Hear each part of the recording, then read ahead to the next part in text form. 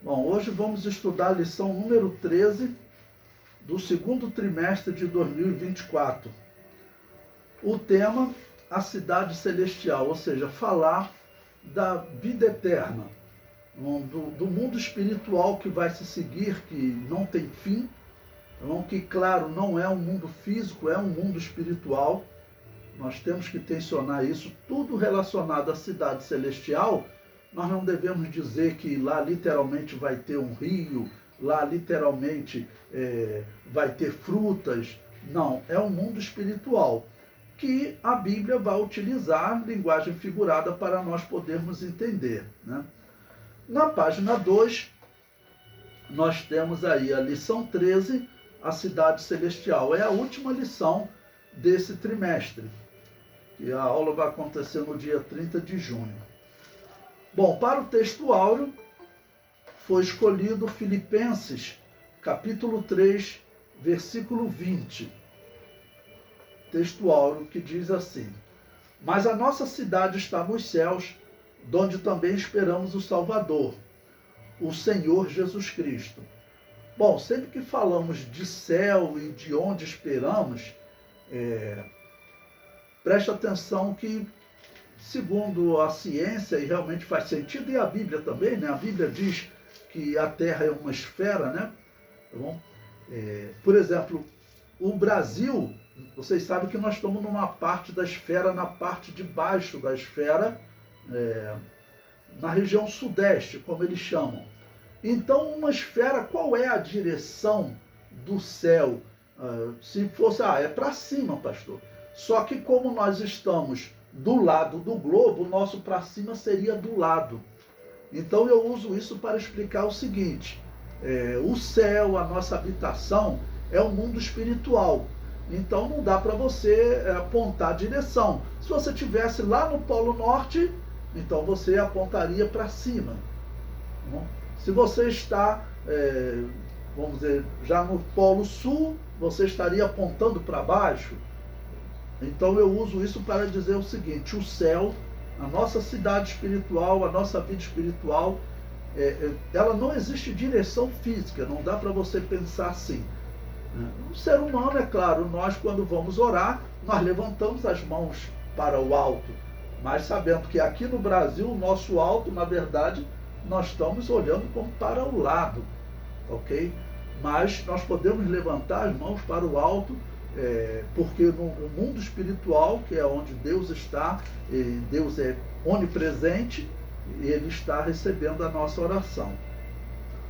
A verdade prática diz: a cidade celestial é o alvo de toda a nossa jornada, que iniciou com o Novo Testamento e se consumará com a entrada pelos portões celestiais. Ou seja, tudo que nós fazemos, tudo que nós vivemos, o nosso plano número 1 na vida é trabalhar por essa vida eterna. Nós podemos perder qualquer coisa aqui nesse mundo.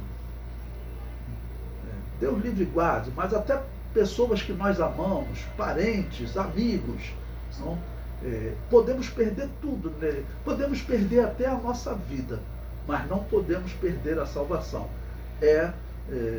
Como ele disse aqui, o alvo. O nosso alvo é esse. Pois bem, agora vamos à nossa leitura bíblica em classe, que ela está em Apocalipse, capítulo 21, versículo 9 até o versículo 14. E depois, capítulo 22, versículos 1 a 5. Apocalipse 21 diz assim: e veio um dos 7 anjos que tinham as 7 taças cheias das últimas 7 pragas, e falou comigo, dizendo: vem, mostrar-te-ei a esposa, a mulher do Cordeiro. Bom, lembre-se, Apocalipse capítulo 21, ele está tratando de um período já pós-juízo final, está tratando da vida eterna espiritual. Os ímpios foram para o inferno, né, para o lago de fogo, e os salvos agora, eles vão para a Nova Jerusalém, para a cidade eterna. O versículo 10. E levou-me em espírito a um grande e alto monte, e mostrou-me a grande cidade, a santa Jerusalém, que de Deus descia do céu. Ou seja, a cidade de Jerusalém terrestre, conquistada por Davi, que venceu os jebuseus, não? Onde Israel habitou, e até hoje tem a disputa por Jerusalém, né? Ela é também um símbolo da nossa cidade celestial. Porque a Jerusalém terrestre foi o lugar que Deus escolheu para colocar ali o seu nome. E a partir daquele local ele ensinar as nações, né, que ele é o Senhor da terra. A Jerusalém, a Nova Jerusalém, ela é uma cidade espiritual. Quando nós lemos, eu não coloquei aqui, mas se você quiser abrir, Apocalipse capítulo 20, a Bíblia descreve que o mundo físico ele deixa de existir quando Jesus se manifesta para o juízo final. Tá bom? Olha, versículo 21. E viu um grande trono, Apocalipse capítulo 20, versículo 11, desculpe. E viu um grande trono e o que estava sentado sobre ele, de cuja presença fugiu a terra e o céu, e não se achou lugar para eles. Nesse momento, esse aqui é o início do juízo final. É anterior a essa leitura que nós estamos fazendo.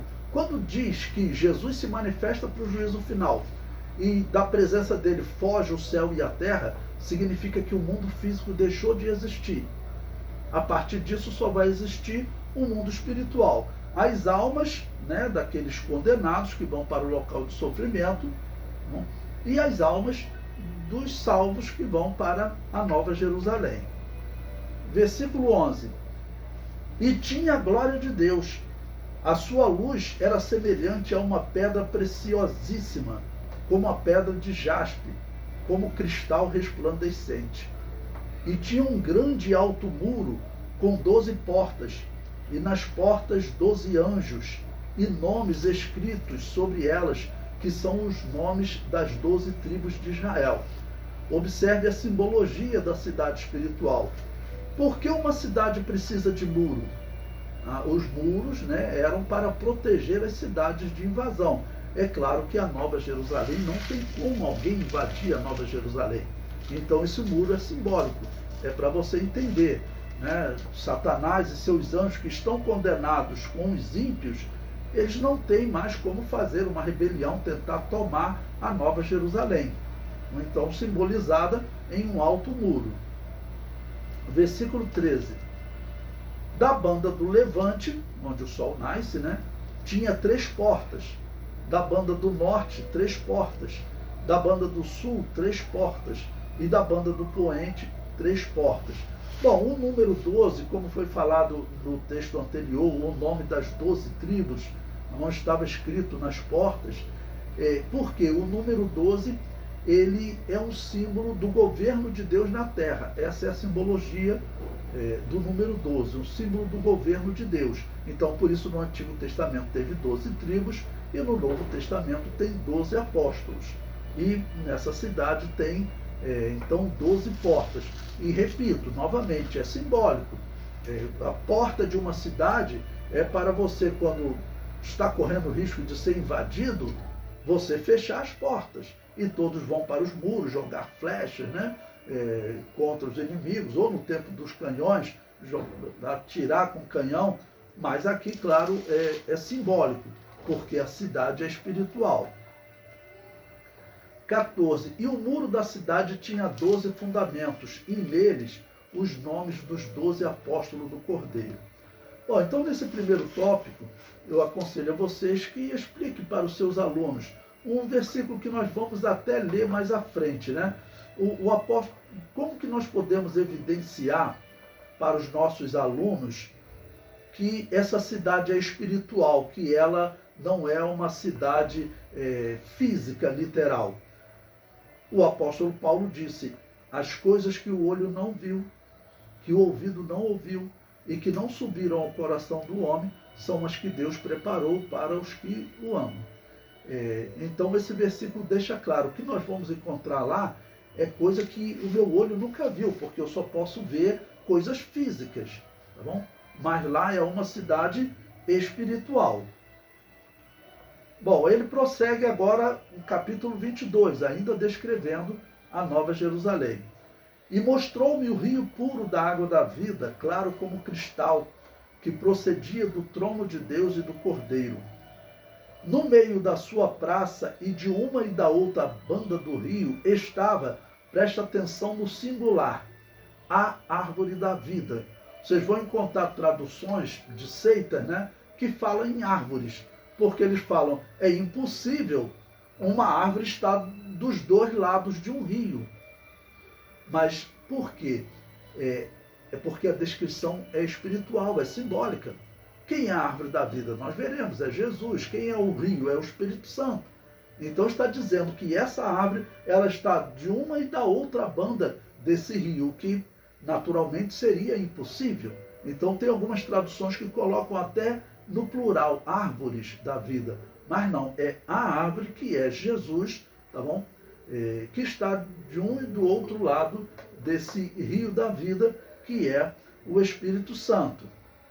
E prossegue, ainda no versículo 2, na página 5. Essa árvore da vida, que está nas duas margens do rio, ela produz 12 frutos, dando seu fruto de mês em mês. E as folhas da árvore são para a saúde das nações. Então, mês e mês, olha, não vai haver mais essa divisão de mês.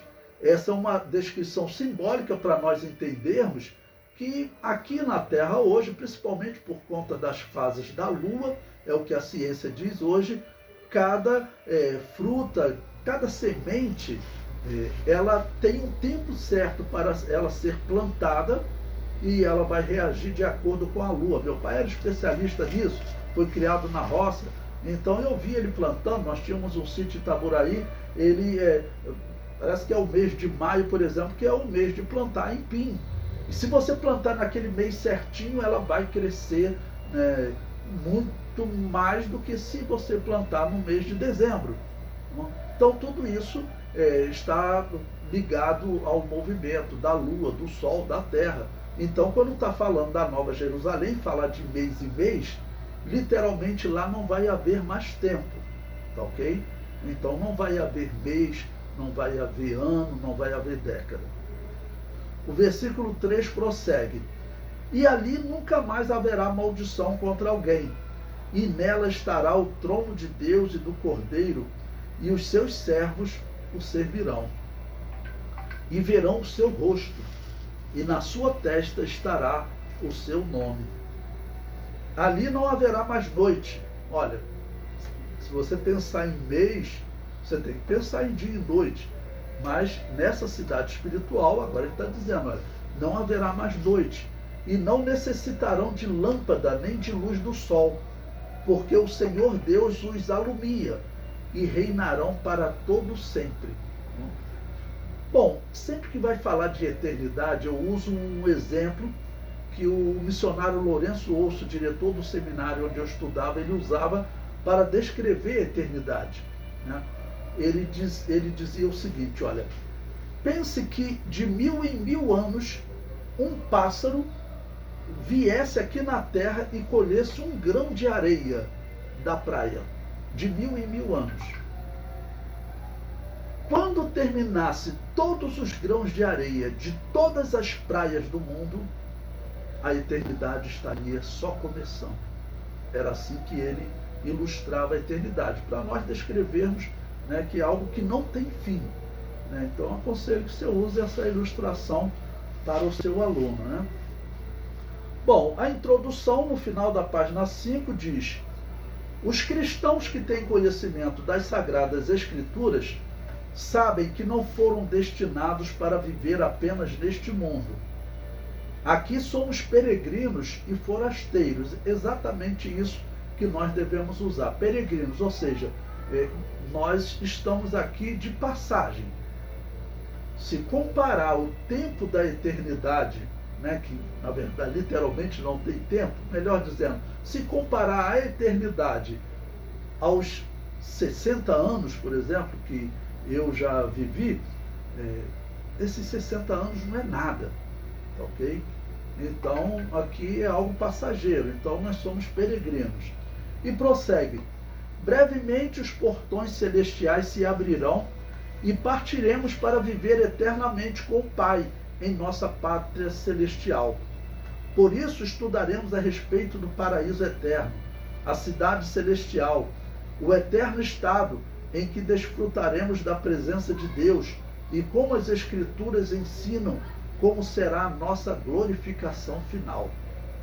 Aqui se encontra o que nos aguarda ao final de nossa jornada cristã, que nós esperamos, acreditamos estar muito próximo de terminar. Bom, ainda na página 6, nós temos aí o paraíso eterno. É o capítulo 1. O número 1 diz: o que é o paraíso? Uma definição que podemos mencionar de paraíso é o céu como morada de Deus, dos anjos e dos salvos. 2 Coríntios capítulo 12, versículo 2 a 4.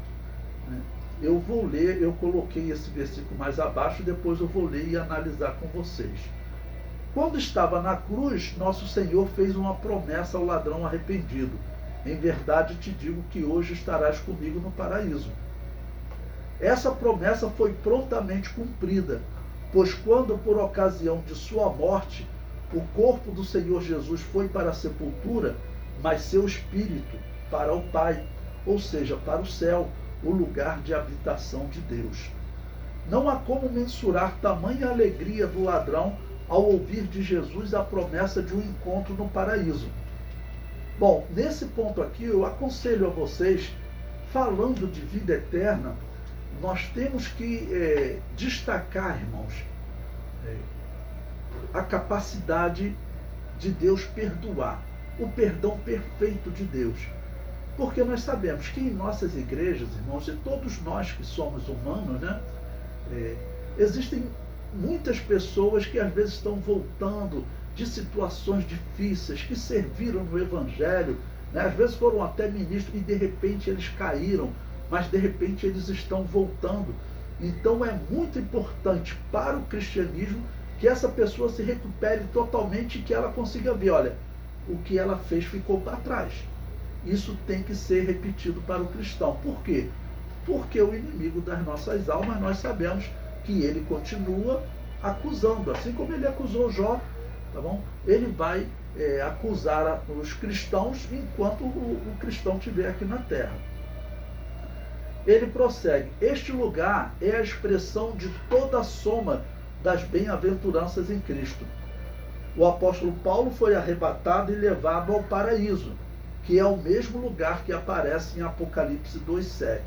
Bom, eu coloquei as duas referências aí, coloquei em azul, lembrando que o texto em azul é um texto da revista, que eu aconselho que você dê destaque para os seus alunos.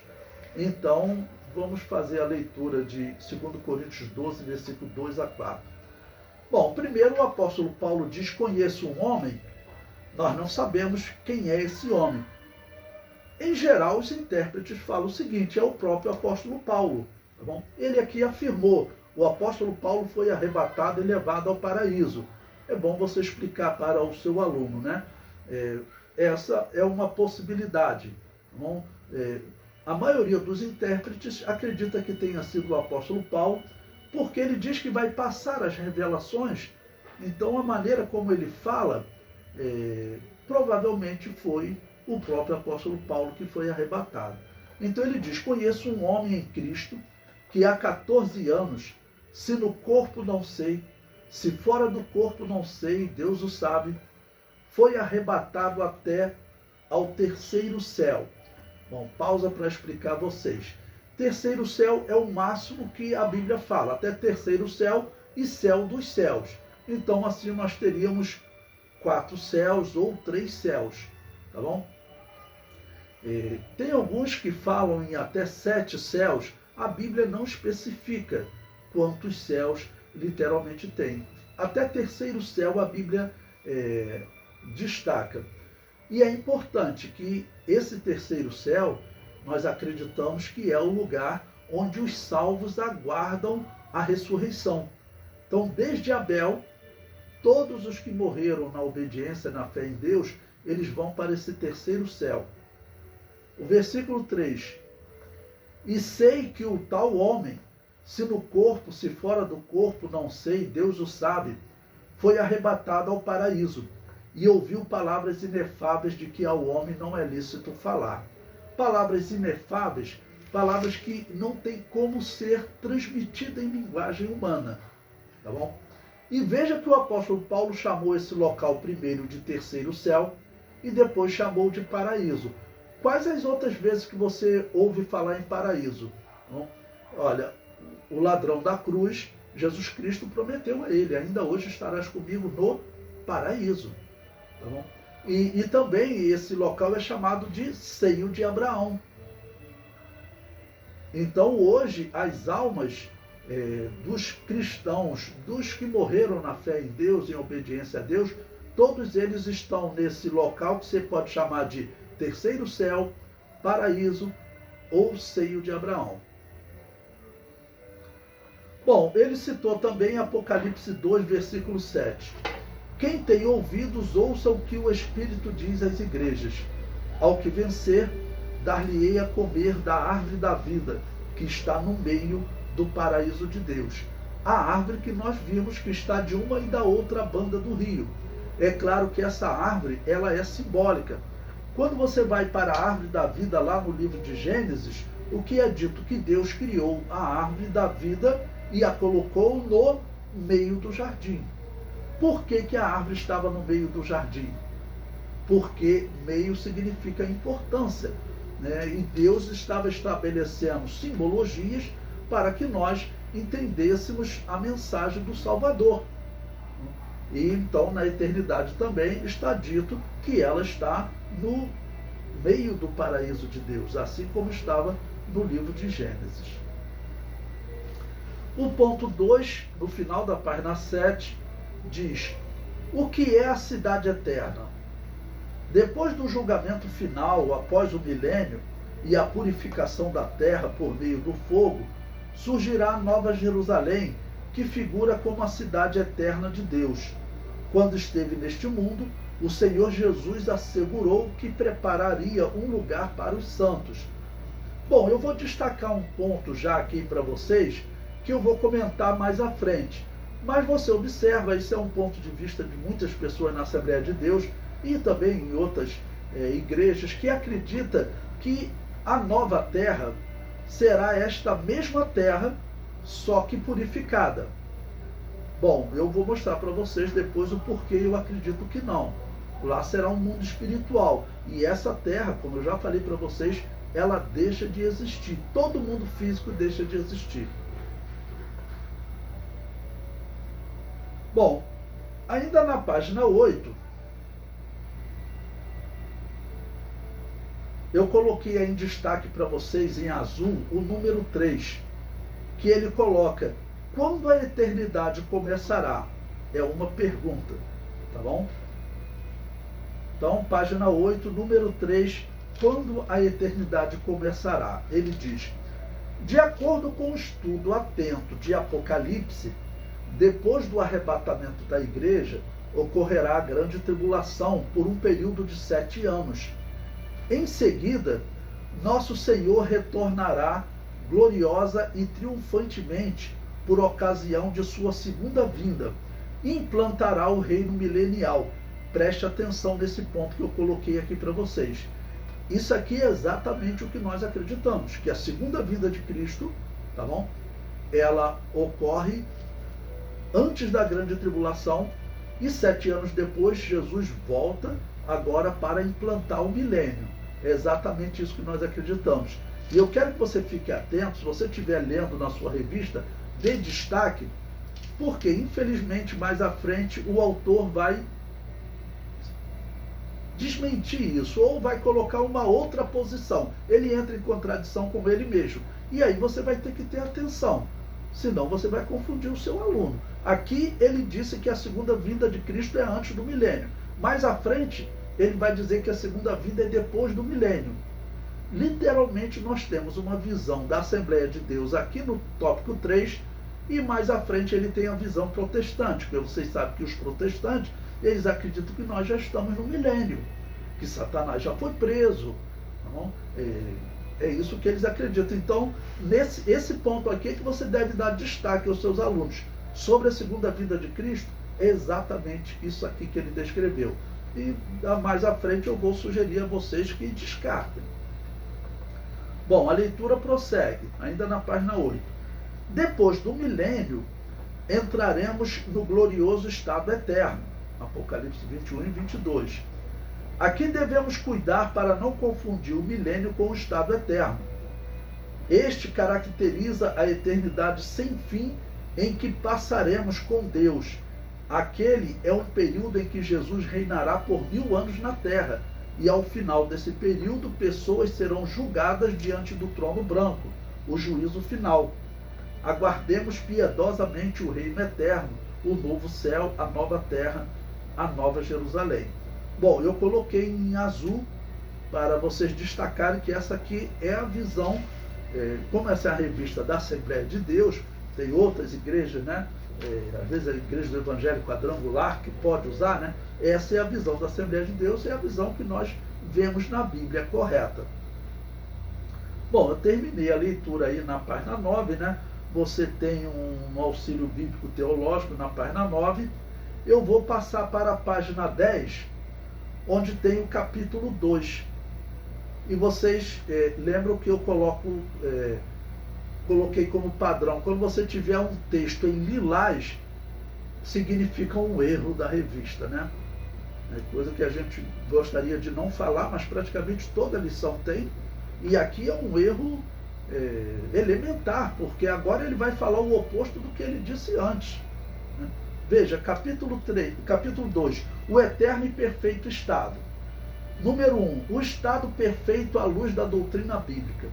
De Gênesis a Apocalipse, há um propósito divino na consumação dos séculos, presta atenção, onde tudo ocorrerá por ocasião da segunda vinda de Cristo Jesus após o milênio, em que serão estabelecidos um novo céu e uma nova terra.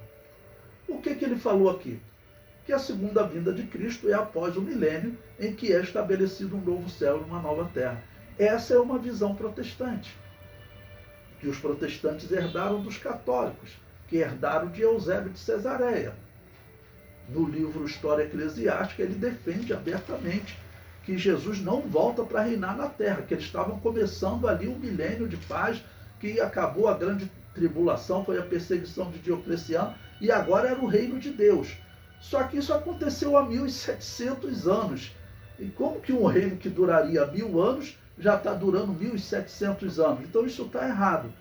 Mas o que parece é que o primeiro capítulo, vamos dizer, uma pessoa da Assembleia de Deus escreveu. E aqui alguma pessoa com a visão protestante escreveu. Eu repito a leitura, observe essa parte em lilás.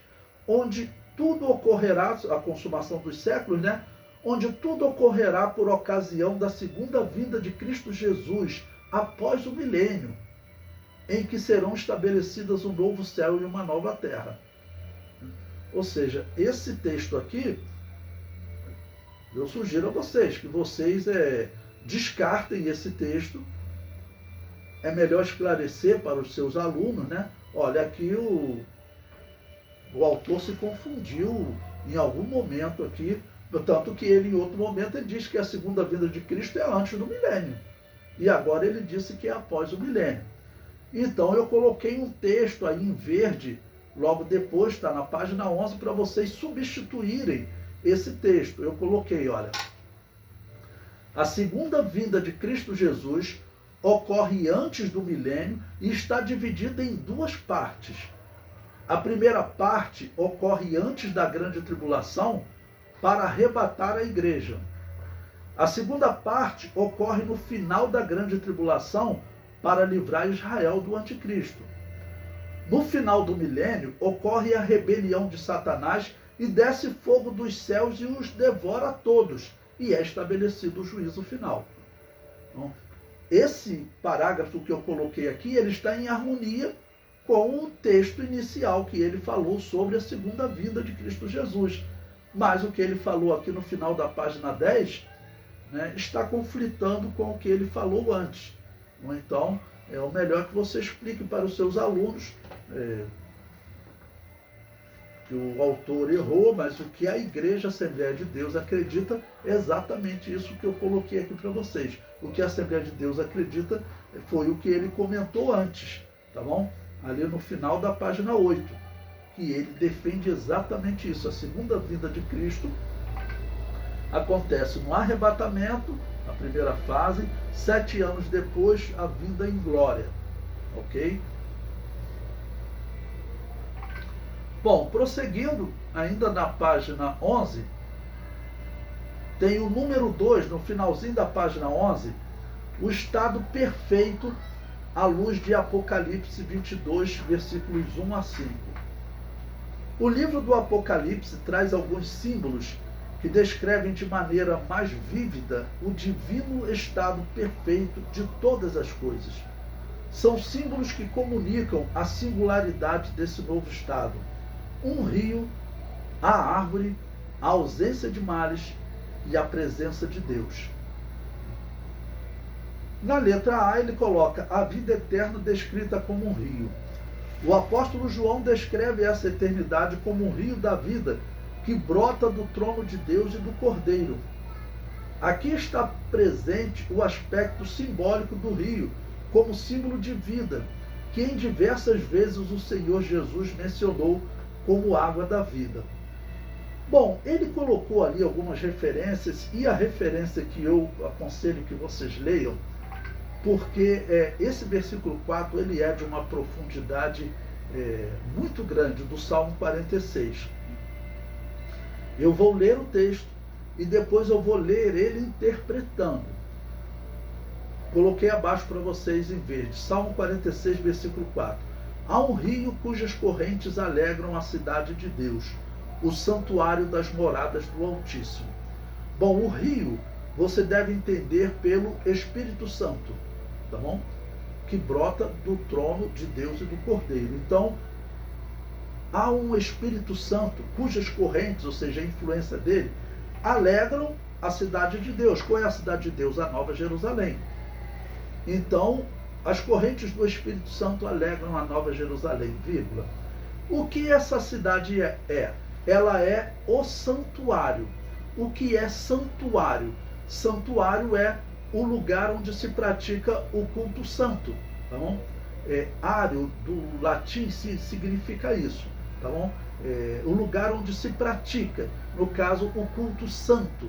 Então, santuário, né? O lugar onde se pratica o culto santo. E o que são as moradas do Altíssimo? Somos nós, tá bom? Então, agora, lendo esse versículo, interpretando. As correntes do Espírito Santo alegram a Nova Jerusalém, onde é praticado o culto santo pela igreja, que é a morada do Altíssimo, ou nós que somos as moradas do Altíssimo. Então, esse salmo, eu gosto de usar ele exatamente nas aulas de escatologia, quando eu tenho que falar da vida eterna, porque ele é uma profecia assim muito bela de Davi, né? E destaquei abaixo, esse rio, ele é o Espírito Santo, tá bom? Na letra B, ele diz, a vida eterna descrita como árvore. A árvore da vida remonta ao livro de Gênesis. Seus 12 frutos de mês em mês e suas folhas simbolizam a vida que triunfou sobre as enfermidades e a morte. Principalmente o número 12 simboliza o governo de Deus, está vindo de Deus, tá bom? E de mês em mês, como eu falei para vocês, é simbólico, tá bom? Então está dizendo que essas pessoas que vivem nessa cidade de Deus, tá bom? Eles receberam a vida de Deus. E prossegue, não haverá mais dores nem doenças, pois no divino estado eterno a morte não prevalecerá mais. Bom, falando desse texto, nós temos que falar da incorruptibilidade, tá bom? Nós temos que falar da incorruptibilidade. Quando nós formos arrebatados, o apóstolo Paulo já diz que nós seremos revestidos de incorruptibilidade. O que significa isso? aquilo que não pode se corromper, tá bom? No início da página 13, eu comento: a árvore da vida tipifica Jesus. Ele é a sabedoria que concede a vida eterna. Por quê? Vocês sabem que no livro de Provérbios, normalmente é usado o termo sabedoria para descrever Jesus. E nesse caso é quase um sinônimo de logos, o que João usa no seu evangelho. Na nossa tradução diz: no princípio era o verbo estava com Deus e o verbo era Deus. Verbo, no grego, é logos, tá bom? Que se traduz por palavra ou aqui como sinônimo sabedoria. Então você pode ler Provérbios 3, ele está falando da sabedoria. E ele diz que ela, essa sabedoria, é árvore da vida para os que a seguram. E bem-aventurados são todos os que a retêm. Tá bom? Então a árvore da vida tipifica Jesus, desde o Éden, por isso que ela estava no meio do jardim. A letra C diz: a vida eterna sem males. Não haverá mais maldição contra alguém. O problema do coração do ser humano será para ser resolvido, pois o mal será plenamente erradicado. Ali o trono de Deus e do Cordeiro estarão centralizados no coração do ser humano. Eu coloquei em verde embaixo um comentário para vocês. A ausência de maldição será resultado da ausência de pecado, tá bom? E coloquei em 1 Coríntios 15, versículos 51 a 54, em que Paulo diz: eis aqui vos digo um mistério. Na verdade, nem todos dormiremos, mas todos seremos transformados. Num momento, num abrir e fechar de olhos, ante a última trombeta, porque a trombeta soará, e os mortos ressuscitarão incorruptíveis, e nós seremos transformados, ou seja, os que estiverem vivos são transformados, recebendo um corpo incorruptível, né? O versículo 53 ele ainda diz: porque convém que isto que é corruptível se revista da incorruptibilidade, e isto que é mortal se revista da imortalidade. E quando isto que é corruptível se revestir da incorruptibilidade, e isto que é mortal se revestir da imortalidade, então cumprir-se-á a palavra que está escrita: tragada foi a morte na vitória. Pois bem, eu vou fazer uma pergunta para vocês e aconselho sempre que vocês coloquem a classe para participar, faça essa pergunta para a classe. É uma questão interessante. Você pode perguntar para eles: bom, quando então nós ressuscitarmos e pela eternidade nós seremos incorruptíveis? Então você faça uma pergunta para eles: os anjos, eles foram criados incorruptíveis? Ou será que eles foram criados corruptíveis? E explique para eles o que significa incorruptível e corruptível. Incorruptível significa aquilo que não pode se corromper nunca. Na eternidade, quando nós ressuscitarmos ou formos arrebatados, nós seremos incorruptíveis, significa que nunca mais haverá queda entre nós, haverá pecado entre nós. Isso é ser incorruptível. Corruptível significa algo que pode se corromper, não significa que foi criado corrompido. Faça essa distinção para eles, tá bom? Corruptível significa algo que pode se corromper. Hoje, tá bom? Nós já nascemos em corrupção, tá bom? Mas falando dos anjos, quando Deus criou os anjos, questione eles, participe. Eles foram criados incorruptíveis ou corruptíveis? Bom, os anjos eles foram criados santos, mas todos eles foram criados corruptíveis, ou seja, que podem se corromper. Por que nós concluímos isso? Porque um terço se corrompeu. Um dos principais, ou a principal criatura, chamado de querubim ungido, ele se corrompeu e outros também se corromperam. Então eles foram criados corruptíveis, tá bom? Nós não sabemos dizer se o 2/3 que sobrou, se eles vão passar por uma experiência semelhante à igreja de se tornarem incorruptíveis. O apóstolo Paulo nos recomendou a não ir além do que está escrito. Então, nós não vamos afirmar, mas podemos dizer, supor, que é muito provável que eles também passem por esse processo de incorruptibilidade, como a igreja passará, tá bom? Mas coloque como uma possibilidade, uma hipótese, já que a Bíblia não fala nada sobre a incorruptibilidade dos anjos. Bom, na página 14, a letra D diz: a vida eterna na presença de Deus. Contemplaremos a Deus face a face, e sua presença será a nossa luz para sempre. E ele sugeriu Apocalipse 22, versículo 4, né, que diz: e verão o seu rosto, e na sua testa estará o seu nome. Bom, eu acrescentei aí, sugiro também para vocês, primeira epístola de João, capítulo 3, versículo 2, que ele fala exatamente sobre como Jesus é hoje. Vocês sabem que Jesus ele é chamado a primícia dos que dormem, porque ele foi o primeiro a ressuscitar e receber esse corpo incorruptível. A igreja, os que estão morrendo na história, só vai receber esse corpo e ser semelhante a ele no momento do arrebatamento. Mas Jesus, as primícias, então ele já recebeu esse corpo. Então, primeira carta de João 3,2, ele diz: amados, agora somos filhos de Deus, e ainda não é manifesto o que havemos de ser. Mas sabemos que quando ele se manifestar, seremos semelhantes a ele, porque assim como é, o veremos. Bom, novamente vamos falar aqui de veremos. Nós pensamos nesses olhos aqui.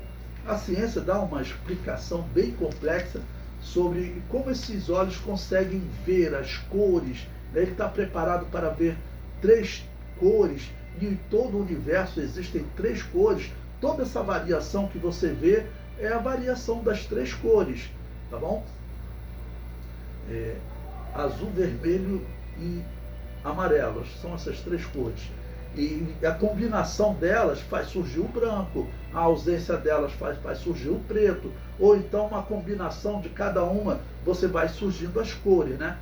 Então, esses olhos, ele vê o que é físico.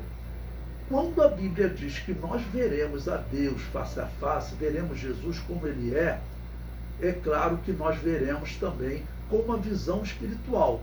Nós seremos como os anjos, seremos espíritos, não? Mas veremos a Deus e veremos o mundo espiritual, tá ok?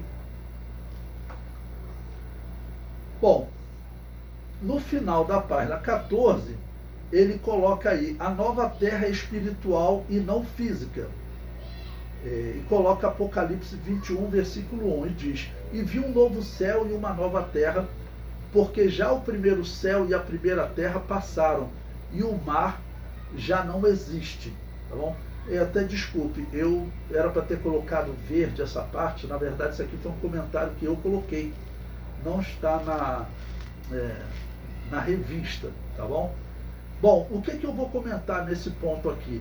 Eu mostrei para vocês que teve um ponto atrás que ele descreveu assim, que ele acredita que essa terra será purificada, mas eu acredito que não, e vamos ver a descrição bíblica. Veja esse versículo, Apocalipse 21, versículo 1, diz: porque já o primeiro céu e a primeira terra passaram. E por que ele diz que o mar já não existe? Meus irmãos, se não tiver mar, não tem rio, não tem chuva. Se fosse essa terra, ela seria um grande deserto. E nós estaremos em corpos espirituais. Por que nós vamos precisar dessa terra? Então, esse mundo físico, até a ciência diz, o mundo físico, em algum momento, ele vai deixar de existir. Nem o Sol é eterno. A Bíblia diz, o Sol, ele é 100 vezes maior que a Terra, né?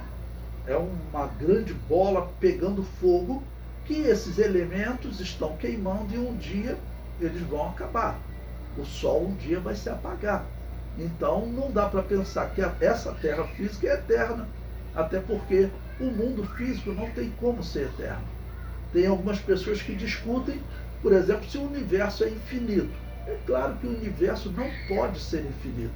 Se ele tem uma origem, porque Deus o criou, é claro que ele tem um limite, ele é finito, ele é físico. Ele começou, então ele não pode ser infinito. Tá bom? Então vamos prosseguir. Eu coloquei aí agora razões por que não será essa terra atual. Primeiro, essa terra fugirá da presença de Cristo. Eu coloquei para vocês Apocalipse capítulo 20, no versículo 11, que diz o seguinte: e vi um grande trono branco, e o que estava sentado sobre ele, de cuja presença fugiu a terra e o céu, e não se achou lugar para eles. Que céu é esse que está sendo dito nesse versículo? O termo céu, ele é usado para em diversos sentidos, né? As aves voando no céu é utilizado. Não? O universo, ele também é chamado de céu. E o local onde nós habitaremos também é chamado de céu. Mas qual o céu que estaria falando aqui nesse texto que deixa de existir, que foge da presença de Jesus quando ele se manifesta para julgar a humanidade no grande trono branco, julgar todas as criaturas, melhor dizendo, que os anjos também serão julgados. Esse céu que está sendo falado aqui é o universo. Esse universo, a própria ciência diz, ele não é eterno. O nosso sistema solar, um dia ele acaba, um dia essa estrela apaga. Então, nós não devemos acreditar que será essa mesma terra restaurada. Não tem por que ser. Nós estaremos em corpos espirituais. E lembre-se do que o apóstolo Paulo disse: o que o olho não viu. Tá bom? Então você vai estar no mundo espiritual. Se fosse nessa terra, é claro que o teu olho já viu essa terra, né? Bom, em segundo lugar, eu repito, né, não se achará lugar para esta terra. Ela deixa de existir. Também, Apocalipse 21, versículo 1, diz que a primeira terra passou. Então eu considero esse texto bem claro para ver que é uma nova terra, porque a anterior, ela deixou de existir. Essa terra foi criada por Deus em condições especiais, tá bom?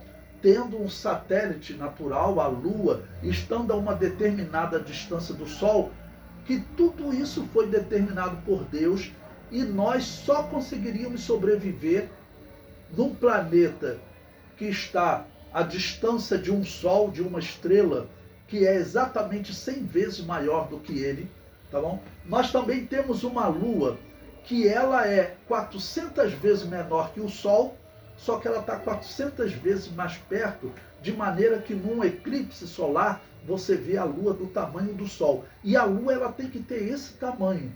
A ciência diz, se ela fosse maior, provavelmente não teria vida na Terra. Por quê? É a Lua que ela move os mares e gera as ondas, tá ok? Então, se a Lua fosse maior, ela atrairia mais o mar, as ondas seriam maiores e é claro que iria invadir a região de terra. Não? Então é tudo preciso, até a altura das montanhas é dito que elas são necessárias para interromper o ciclo de vento, porque a Terra gira. A quanto? 1.600 km por hora. É muita coisa, tá bom? E esse giro dela geraria ventos que não teria como nós vivermos, plantarmos, nada. Mas as montanhas, tá bom? Elas brecam esse vento e faz com que esses ventos acabem colaborando com a Terra. Então essa Terra aqui, ela foi organizada por Deus e tem uma Lua do tamanho certo. Enfatizar aqui também que os cientistas sérios, eles dizem que essa Lua, esse satélite, ela quebra todas as leis da física. Não era para existir um objeto desse tamanho preso na atmosfera terrestre, preso pela gravidade da Terra. Não, por quê? Porque a Bíblia diz que no quarto dia Deus criou os dois grandes luminares, né? O Sol e a Lua. Então foi Deus que os organizou nessa posição, nesse tamanho. Colocou todos esses movimentos na Terra, que são diversos, né? Além de girar no seu próprio eixo, a Terra também gira para gerar as estações. Então são coisas programadas para a vida física aqui, para que a planta se desenvolva. Tá bom? Na eternidade não vai haver essa necessidade. Então é um mundo espiritual. Isso é importante você ensinar para o seu aluno. Por quê? Infelizmente alguns tratam, tá bom, essa questão como se fosse uma vida terrestre. Nós vamos passar a eternidade nessa terra. Tá bom? Mas não é um mundo espiritual. Número 4, eu coloquei lá, não haverá mar. É o que diz Apocalipse 21, versículo 1. Se não existe mar, não existe rio, não existe chuva, então não existe vida. Lá viverão corpos espirituais, nós seremos como os anjos. Não faz sentido corpos espirituais habitando nessa terra física. E em sexto lugar, lá estará uma cidade espiritual, a Nova Jerusalém, que desce de Deus, ok? É uma cidade espiritual. Então nós vamos estar em uma terra espiritual, em uma cidade espiritual. E número 7, essa terra se desfará. Bom, o texto que nós lemos de Apocalipse, capítulo 20, versículo 11, o apóstolo Pedro aqui, ele retrata exatamente o mesmo momento. Então, lembre-se, Apocalipse 20, versículo 11, está no final do milênio, quando Satanás faz a sua última rebelião. Desce fogo do céu e os devora a todos. O apóstolo Pedro vê exatamente esse fogo descendo do céu e dando fim a todo mundo físico. Observe, segunda carta de Pedro, capítulo 3, versículos 10 a 12. Mas o dia do Senhor virá como ladrão de noite, no qual os céus passarão com grande estrondo e os elementos ardendo se desfarão. E a terra e as obras que nela há se queimarão. Havendo, pois, de perecer todas estas coisas, que pessoas vos convém ser em santo trato e piedade, aguardando e apressando-vos para a vinda do dia de Deus, em que os céus em fogo se desfarão e os elementos ardendo se fundirão. Ou seja, tudo que existe hoje do mundo físico, tudo isso vai deixar de existir. O apóstolo Pedro, ele teve então a mesma revelação de Apocalipse capítulo 20, versículo 11. Bom, na página 17, eu coloquei aí um texto em lilás. Bom, eu já vi pessoas que acreditam que a vida eterna será nessa terra, tá bom? Que vai haver um rio literal. Eu não consigo imaginar isso. Eu só consigo imaginar corpos espirituais vivendo, tá bom? Em uma terra espiritual. Mas veja o que o autor diz aqui na página 17, né? Na verdade, ele faz uma citação aqui da Bíblia de Estudo Pentecostal, que diz: o rio puro da água da vida. Este rio, aparentemente literal, sugere o fluxo contínuo do Espírito Santo e da vida. Bom, eu parei só nesse ponto aqui, aparentemente literal. Não é um rio literal, tem que ser um rio espiritual. Por isso até o Salmo 46, versículo 4, que faz uma descrição espiritual da Nova Jerusalém. Ok? Bom, essa parte não está na revista do aluno. Então, talvez você acredite que seja um rio literal, vai haver realmente um rio lá. Bom, você teria que explicar, se existe rio, tem que existir mar. Porque aí é do mar que ocorre evaporação para a água chegar nas fontes e depois se formar pequenas fontes que vão crescendo, formam um rio. Esse é o fluxo natural, tá bom? Que a ciência explica hoje. Eu não consigo ver um rio literal. Tá bom? Pois bem, mais abaixo eu coloquei em verde um texto para você ler para os seus alunos. Esse texto eu considero ele chave para nós interpretarmos a nossa eternidade como espiritual. Ele diz o seguinte: mas, como está escrito, as coisas que o olho não viu e o ouvido não ouviu e não subiram ao coração do homem, são as que Deus preparou para os que o amam. O que significa isso? Que você não vai ver nada físico. tá bom? Lá você, por exemplo, você não vai literalmente ter ouro na sua mão. Lá é um mundo espiritual, é algo mais precioso que o ouro. É o que o apóstolo Paulo está dizendo aqui, as coisas que o olho não viu, tá bom? Você já viu ouro, tá bom? Então já dá para você entender que lá literalmente não é ouro. É claro que você ensinando isso, você vai ser confrontado. Eu já fui confrontado diversas vezes. Nós temos que ter isso como natural. Eu me lembro uma vez, ainda jovem, dando aula para a mocidade, lá em 1987 mais ou menos, e eu falei isso, né? E um presbítero da igreja, ele acreditava que era ruas de ouro mesmo, que lá no céu ele vai ter uma pepita de ouro com ele. E depois os jovens contam tudo, né? Ele disse que chegou em casa, o pai dele falou assim, não quero nem mais ir para o céu. Viu o professorzinho, acabou com o meu céu, não tem mais rua de ouro. Eu queria ouro, queria andar nas ruas de ouro. Ele já disse que isso é simbólico. Mas não sou eu que estou dizendo, o apóstolo Paulo está dizendo. O que você terá lá é algo que o seu olho não viu. Por quê? Porque é um mundo espiritual, tá bom? Você hoje pensa na preciosidade do ouro porque com uma pepita de ouro você pode converter isso em reais ou em dólar e comprar muitas coisas. Mas dependendo da história dos povos, o ouro não era precioso para eles. Os astecas diz que eles olhavam para o ouro era só bonito, amarelo. Eles faziam máscara. Diz que o imperador Montezuma, que foi o último imperador asteca que os espanhóis destruíram, ele tinha uma blusa de ouro, né? Então o ouro para eles era só bonito, né? Não tinha o comércio que tinha na Europa, no mundo antigo, tá bom? Então eu considero fundamental você explicar para os seus alunos que lá será um mundo espiritual, tá bom? Bom, capítulo 3, na página 18. O estado final de todos os santos. O que todo crente salvo deve esperar. Os santos de Deus, tanto do Antigo quanto do Novo Testamento, nunca viveram nesta terra com a ideia de permanecer nela eternamente. O patriarca Abraão vivia nela com a esperança da cidade celestial e cujo construtor é Deus. Tá bom?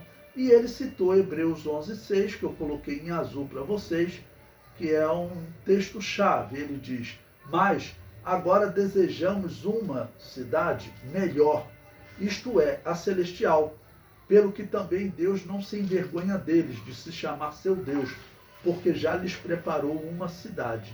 Tá bom? Então essa cidade celestial, ela é espiritual. Na página 19, temos o número 2. Viveremos todos em unidade. Ao se fazer menção dos escritos nas 12 portas da cidade, onde estão os nomes das 12 tribos de Israel, e dos alicerces levam os nomes dos 12 apóstolos, está evidente que se trata de pessoas originárias de todas as eras. É claro, nós concordamos, né? Claro, desde Abel, tá bom, até o último salvo durante o milênio. Todos eles estão nessa cidade. O item 3, ainda na página 19, diz, finalmente em casa. Sabemos que nossa morada final não é aqui neste mundo, nem na sepultura. Prova disso é que somos denominados de peregrinos e estrangeiros nessa terra. Hebreus 11:13 diz, todos estes morreram na fé, sem terem recebido as promessas, mas vendo-as de longe e crendo nelas e abraçando-as, confessaram que eram estrangeiros e peregrinos na terra.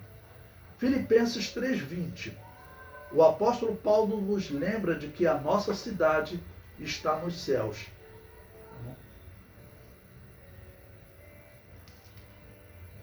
Pois bem, agora vamos para a conclusão na página 21, que diz o seguinte, o céu é o destino final de uma jornada que se iniciou com um novo nascimento. Do início da nossa jornada até o final, enfrentaremos inimigos que intentam nos desviar da rota para o céu. Por isso, durante a travessia da jornada, é necessário toda vigilância e zelo, sabendo que aquele que começou a boa obra a aperfeiçoará até o dia de nosso Senhor Jesus Cristo. Portanto, coloquemos nossos olhos no autor e consumador da nossa fé, olhando para frente, pois a Canaã celestial é logo ali. Bom, junto com essa conclusão, eu coloquei aí para vocês também em verde, na mesma página 21, uma pergunta: o que receberemos na Nova Jerusalém? Então a Bíblia faz algumas promessas, tá bom? Que algumas ele até comentou, e eu quero citar outras aqui. Então, em primeiro lugar, número 1, um novo nome, que simboliza um novo caráter, tá bom? Está em Apocalipse 2,17. E o que significa esse novo caráter? É o caráter incorruptível. Tá bom? Na vida eterna, não vai haver as divergências que existem hoje, por exemplo. Até uma igreja cristã tem uma congregação onde estão cristãos convivendo, mas nas limitações desse corpo, às vezes as pessoas estão divergindo, né? Tá bom? Então, na eternidade não vai haver mais divergência. E o autor até deu destaque num tópico falando sobre a unidade que nós seremos na vida eterna. Então, isso é simbolizado em um novo nome. Lembre-se que nome no mundo antigo, ele representa o caráter da pessoa. Por isso que muitas pessoas mudavam de nome, ou Deus mudava o nome das pessoas. Ok? Bom, em segundo lugar, é prometido também um maná escondido, ou seja, um alimento novo, que Jesus Cristo prometeu. Olha, os seus pais comeram maná no deserto e morreram. O maná que eu trago para vocês, o pão que eu trago para vocês, né, ele é como um rio que brota para a eternidade, para a vida eterna. No capítulo 2, versículo 7, também é prometido comer do fruto da árvore da vida. E aqui eu quero explicar uma coisa para vocês, sobre quando o homem come do fruto da árvore da vida, para você colocar para os seus alunos. E eu coloco que a alimentação, o comer da árvore da vida, ocorre em 3 momentos. Primeiro momento, o primeiro grupo a comer da árvore da vida serão os arrebatados. Então, a igreja foi arrebatada, tá ok? Já recebeu o corpo incorruptível, ou seja, ela comeu da árvore da vida. Quando a igreja é arrebatada, começa a grande tribulação, que é um processo em que Israel se converte. E no final da grande tribulação, Israel se converte, e nós vemos em Apocalipse, capítulo 20, versículo 4, João vê as almas dos que foram mortos durante a grande tribulação. João vê que eles foram degolados. E João os vê ressuscitar. Então eu coloquei aí, olha, o segundo grupo a comer da árvore da vida serão os mártires da grande tribulação, que ressuscitarão no início do milênio. Ressuscitam incorruptíveis, ok? Então eles recebem a mesma graça que a igreja recebeu no arrebatamento. E o terceiro grupo a comer da árvore da vida serão os convertidos do milênio, principalmente Israel e pessoas de outras nações, porque você pode ler Isaías 9, Isaías 11, ele diz que o conhecimento do Senhor encherá a terra, e que as nações todos virão a Jerusalém para adorar o Deus de Israel, tá bom? O número 4 do que nós receberemos, poderemos beber do rio puro da água da vida, ou seja, do Espírito Santo, tá bom? Número 5, receberemos vestes brancas, é o que Jesus promete em Apocalipse 3:5. E por fim, seremos coluna do templo de Deus, Apocalipse 3:12, ou seja, todos nós faremos parte, né, desse corpo espiritual que viverá eternamente com Deus. Bom, esse é o que eu deixo para vocês nessa semana, para essa lição que é difícil. Você falar da eternidade, falar do mundo espiritual não é fácil, mas está aí uma ajuda para os irmãos. A paz do Senhor.